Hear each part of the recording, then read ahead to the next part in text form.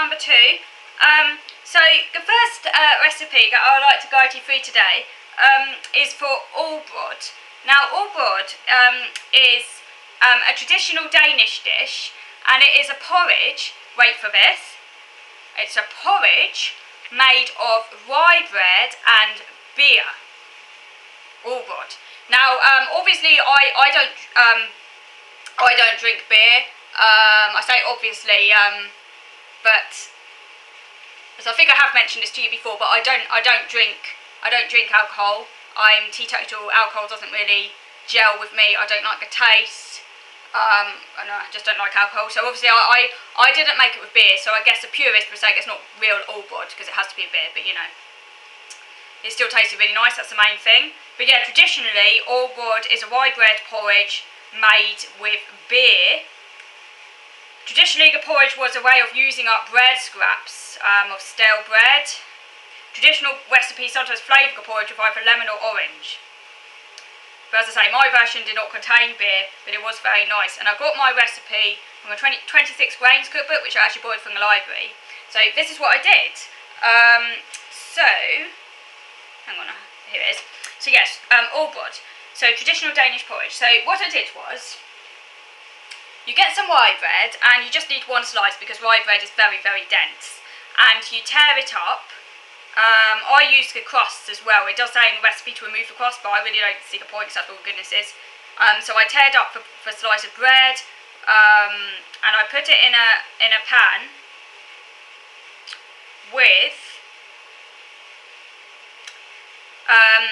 300 mils of water.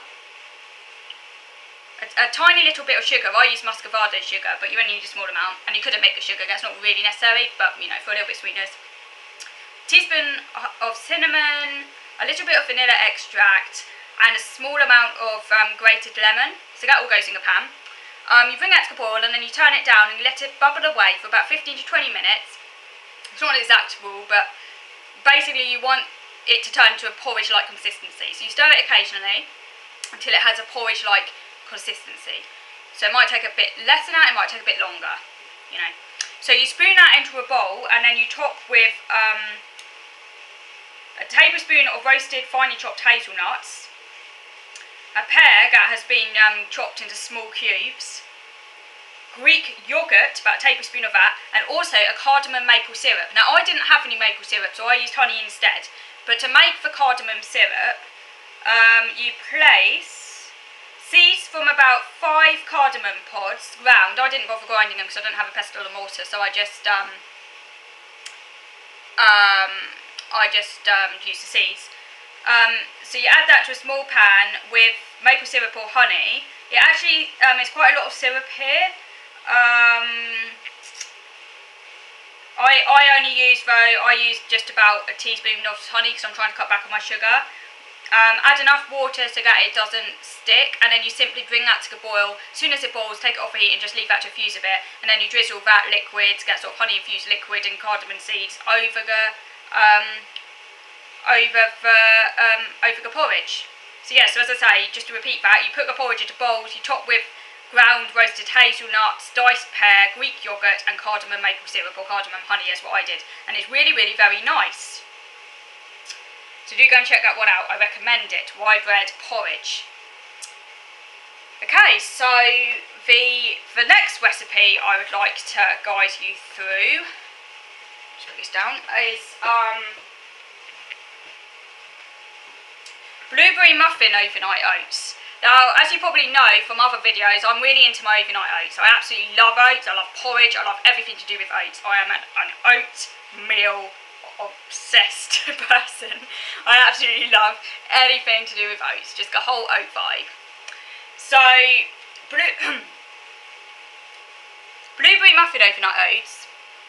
I came across this when I was on Pinterest, and I'll put the link to this recipe below. It was running on realfood.com. It's dead simple to make. So the key is to prepare it all the night before. So what you do is, in a Tupperware container, or a plastic container, as long as the container's got a lid, it will do. You put about 45 to 50 grams of oats in there. You then put 120 mils of milk. You put half a teaspoon of cinnamon, put a teaspoon of vanilla extract, you put about 2 handfuls of blueberries, you put about a teaspoon's worth of lemon zest, but I use slightly more because I like lemon zest. You could put in a teaspoon or 2 of maple syrup or honey, but I didn't bother with that because I'm trying to cut back on my sugars. It says here a tablespoon of ground flax, that's to kind of thicken it. I didn't have any flax. Now what I did instead, and it's really transformed it and I highly recommend, is I used wheat germ. So I've recently got really into wheat germ. I went and bought some wheat germ from Ollebrod, which is a health food shop in the UK, but I mean other health food shops wherever you are might sell it as well. Got a bag of wheat germ. And what you do is I added a tablespoon of wheat germ to this mixture. That's not in your recipe, that was my idea, because wheat germ also thickens things.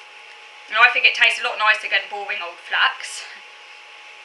And it's really wholesome. Because the germ is basically like where the young wheat plant gets all of its nutrients. So it contains it's very, very rich in things like vitamin E. It's a powerhouse of nutrition. And it kind of, and some people say it doesn't really have a taste, but actually it does. I think it does. It actually really tastes very wholesome. It tastes a bit like sort of like, it's got like wholemeal flour in there, but it's just really, really nice. You only need about a tablespoon. And you can add it to porridge as well. You can add it to literally anything. You can add it to stews, to casseroles. It thickens things. It adds a bit more nutrition. It's got that lovely wholesome flavour. So yeah, so I added about a tablespoon of wheat germ to this overnight oats recipe. And it really did make it taste like muffin. So I really do recommend it. It thickened it. When I took it out of the fridge in the morning, it was really incredibly nice with that wheat germ mixed in. It really had thickened it a lot. And really did, as I say, bring out the sense that this was a muffin imitation. It made it feel more authentically like a muffin. So I do recommend that. So yeah, so you add all of the ingredients. That's the oats, the syrup if you're using it, ground flax or wheat germ, take your pick. The lemon zest, the cinnamon, the vanilla, the blueberries, the milk. You give that all a really good mix. You put it in the fridge overnight, take it out in the morning, voila, it should all have thickened and incredibly nice. So I do recommend that. Blueberry muffin overnight oats. Check them out. Okay, now I mentioned last week, as I showed in last week's video, and I tried one of those new naked bars. What was it? The banoffee pie one, and I also went and got the strawberry sundae one, which were new ones. I actually didn't like them. One of you wanted me to tell you what I thought of them, and I have to say I didn't actually like them. I found them way too sweet. In actual fact, I couldn't actually finish the sundae one. I took one bite and I thought, oh my god, this is just way too sweet, just way too sickly, so I ended up binning it. I just couldn't, so no, just didn't go down well. Even though it's all like natural ingredients, it just tasted way too sweet. I think my taste buds have definitely changed. And also, although for a while I was really into naked bars and I was getting them quite a lot, I've actually gone off them. Now, I think, maybe, you know, like when you reach that point of, it's almost like overkill, where you've had something way too much, eventually you just go off it. That's kind of what's happened to me in the naked bars. So I think I'm not going to be buying them for a while, probably just as well, they are very, very expensive. They market themselves as kind of healthy, but actually I don't know how healthy they really are. They are actually pretty high in sugar as well, and sugar is sugar. It acts on the body the same regardless of whether it comes from dry fruit or anything else. It's still sugar, and because they've stripped them off the fibre, it's probably actually healthier and cheaper to actually just get some nuts as a raisins and bang them up and eat them like that. I've just kind of gone off them. I've gone off the whole kind of like fruit bar things. I think at the moment I'm quite into my digestive biscuits. I really like digestive biscuits. I'm a really big digestive biscuit fan, but I am very controlled. I'm a one biscuit a day person. People often look at quite amazed when they hear that, and they're like, how can you just have one biscuit? Yes, I am the paragon of discipline when it comes to biscuits. I probably get it from my mum. She raised me to be very disciplined around food. But seriously, you only really need one digestive biscuit. If you eat it slowly, and I guess like mindfulness is the whole buzz. I'm naturally mindful anyway, so, you know, that's no news to me. But I mean, eating a biscuit slowly, you only need one. But yeah, as I say, I am really into my digestive biscuits, and I prefer those now to the naked bars. I just got off them. So that's my review anyway of the naked bars. Okay, so I'm going to finish now and I'll come back next week. Oh yes, I've just remembered. Next week I won't be able to film on Wednesday. I mustn't forget that because I'm going on a supported outing with my support worker. We are going to be visiting IKEA, the Swedish department store. And I'm really looking forward to that, so I might review that. If hopefully all goes to plan, and I'll hopefully review that. But as I say, I won't be able to film on Wednesday next week, but I'll try my hardest to film on Tuesday instead. It will either be Tuesday or Thursday, but I will still be filming next week. It just won't be on Wednesday. Okay, so thank you for watching.